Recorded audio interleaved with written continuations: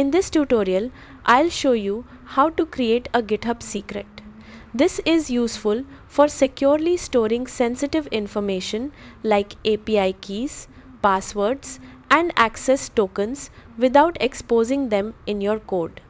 First, open your web browser and go to github.com, then sign in to your account. From your dashboard, open the repository where you want to add the secret.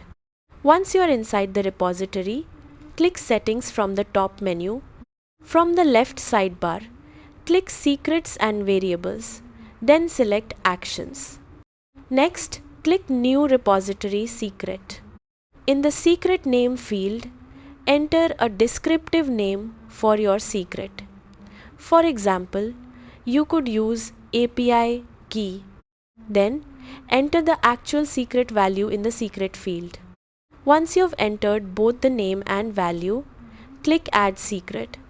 Your secret is now securely stored and can be used in your GitHub Actions workflows without exposing the sensitive value in your code. That's how to create a GitHub secret. Thanks for watching.